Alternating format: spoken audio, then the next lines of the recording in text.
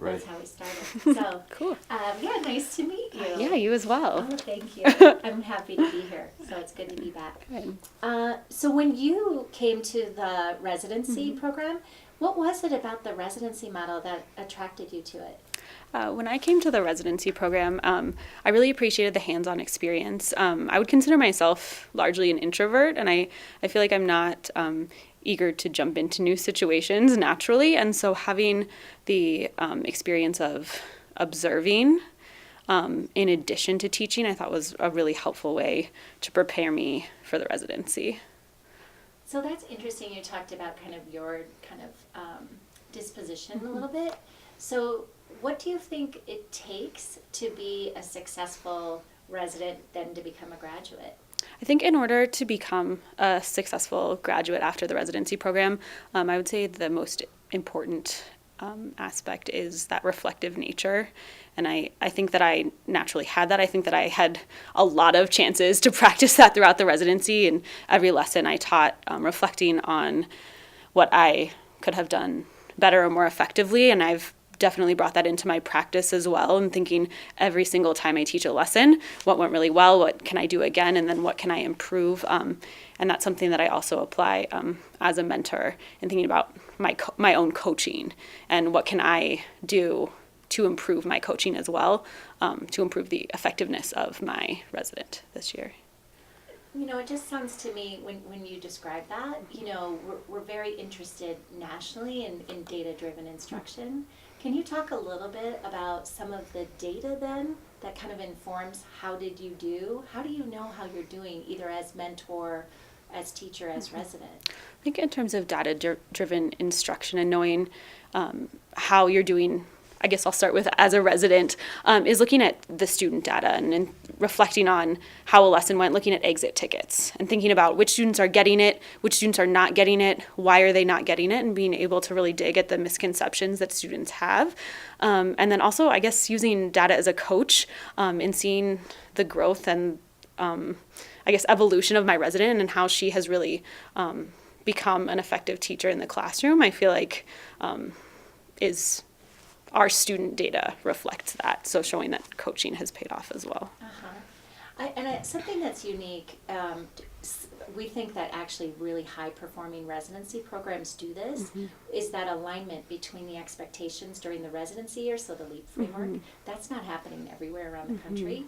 So, you know, talk a little bit about that. You know, you were talking about data-driven instruction. How do you use the LEAP framework in your coaching? I think the LEAP framework is really the basis of all of our coaching. I just feel like it's a really helpful starting point in focusing on one specific indicator. For example, we've been talking a lot about differentiation and being able to use the language of the framework and what effective looks like, and then obviously, you know, what distinguished looks like, trying to get there, and having my resident reflect on that. And having our conversations around that language and being able to share my observations as well from peer observers, from administration, from my differentiated roles lead, so that we're kind of growing together, and she's learning what it looks like to be effective for our students.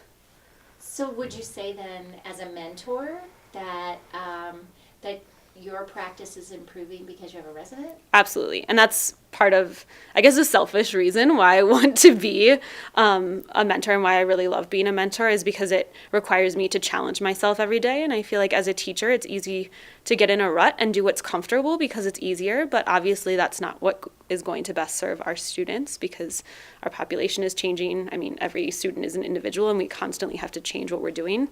And having a resident in the classroom forces me to do that every day.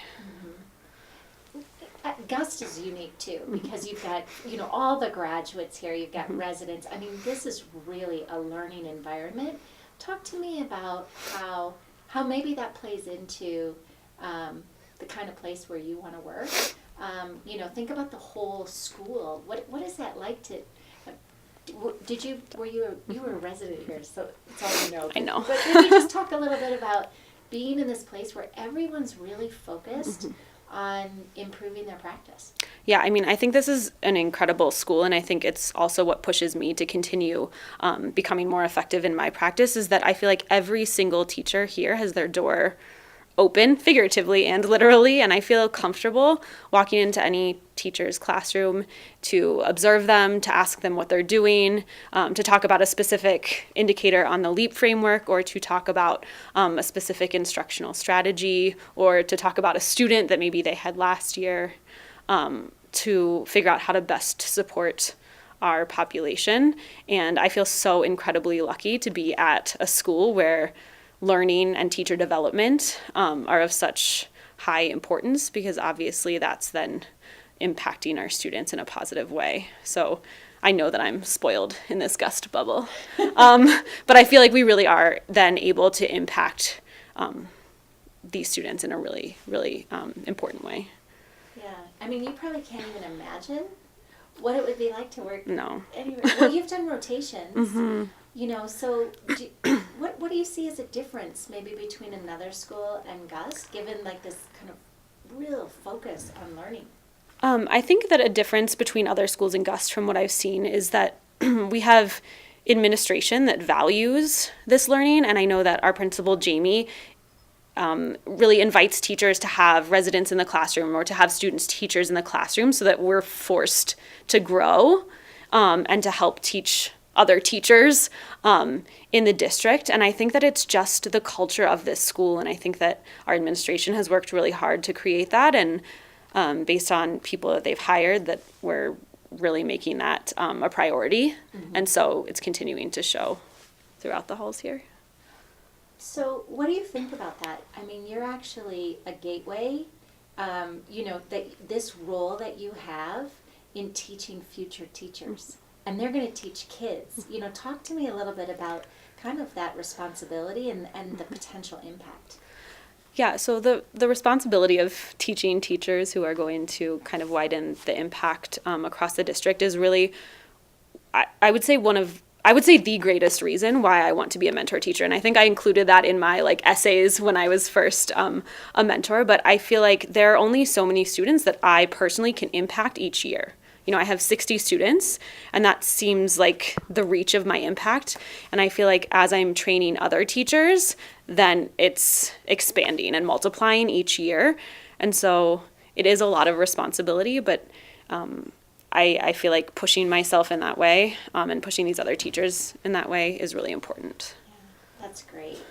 They picked well with you. Thank you. So let's see. What would you say is something that you specifically learned in the residency that you're applying in the classroom? I had to think about that one. I feel like there are lots of them. Oh, wait, tell anyone.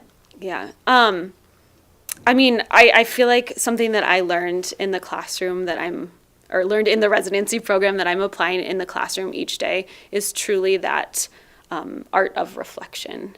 And every interaction with a student, thinking about what went well, what could be improved, and then acting on that as well. And in addition to that personal reflection, acting on feedback. So I still have a coach, and I attribute a lot of my current growth to my coach, and thinking about the feedback that I receive from her, and then acting on that feedback. So I think that ability to accept feedback, to reflect on it, and to act on it has really served me well, and hopefully will continue to serve me in improving my practice. Mm-hmm. And served your students well.